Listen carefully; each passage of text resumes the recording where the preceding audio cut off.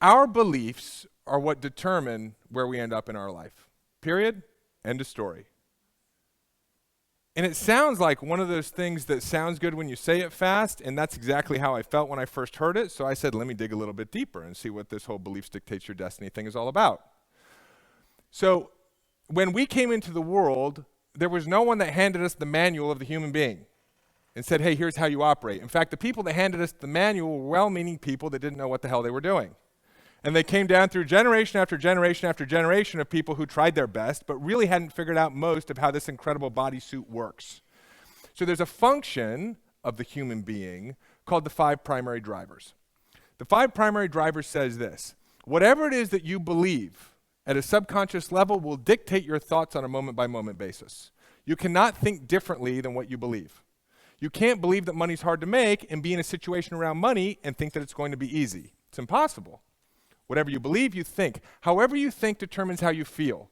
Depending on the quality of the thought, you release chemicals into your body and you experience that thought as an emotion. Thoughts dictate your feelings. Your feelings motivate your actions. So your actions are always correlated to how you feel, and your actions produce your results. So people come to me and they start talking about how they're not happy with the results in their life. I know exactly what they believe because they're directly correlated. So you have to start becoming conscious of your unconscious world in order to make any change in your external world. Am I making sense? Yes. You have to. There's no way against it. Otherwise, you're trying to go up a mountain with a big lead backpack on your back.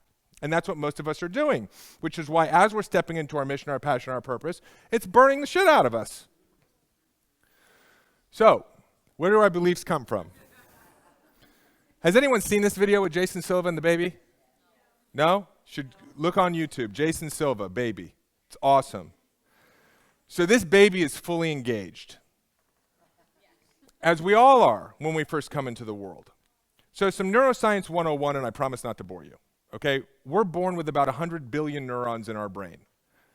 And we've got about 25 billion synaptic connections. These are these little connections between the neurons. So we don't have enough connections to connect all the neurons. By the time we're about 7, we still have 100 billion neurons, but we have a quadrillion synaptic connections. We've built out this massive neural network in our brain. Well, what's happened? Through the 5 senses of this bodysuit that we've been given, the eyes, the ears, the smell, the taste, and the touch, we're recording every experience that we have. All that data is sent to the brain. The brain records it. It starts building connections between these neurons, and it stores it in your hard drive. The other thing it stores is the meaning you give the experience. The meaning you give the experience becomes your beliefs. So, if mom and dad were having a conversation about money when you were 4 years old and they were stressed out and angry and this is what your data collectors identified, you might come to the conclusion that money's hard to make. Or you might say money comes, but it never lasts. Or if you saw your parents split up and you experienced that, you concluded relationships never work out.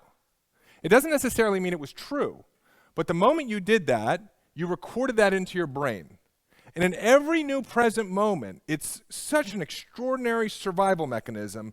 The brain wants to figure out what's going on so fast that it says, what do we have from the past that looks like this? That's what it does. So it goes, relationships never work out. People in business, can't trust them. Money, really hard to make.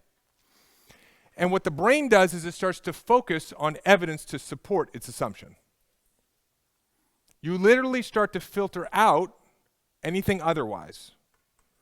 And so, then of course, what you believe determines how you think, how you feel, what actions you take, and what results you produce in your life. So, I always had a really hard time figuring out how to shift my beliefs. And there was this 2-millimeter distinction that changed my life forever. And that is that beliefs are decisions. So I said, okay. When I was 2, I unconsciously gave a meaning to this experience and it became my belief, but now I'm aware of it. And I've been given this incredible gift by our Creator, which is an ability to respond. So I have a responsibility. The moment I become aware that I have unconsciously decided something that's not congruent with what I actually want to create in my life, I have a responsibility to change my decision. Following me? Okay. So I have to make a new decision. Now, part of this conversation is my educating you to give yourself permission to make a new decision whenever you want. Because most of you don't think you can just make new decisions about life because you have so much evidence for the old decision. Yes? Say, oh, Dave, come on, I just can't believe that over the next 12 months I'm going to create a six-figure business. I've been working on this thing for 2 years. I'm at $30,000 a year. How am I going to get this? I can't just decide that. The evidence doesn't support it. You can really just make a new decision. Here's why. I'm gonna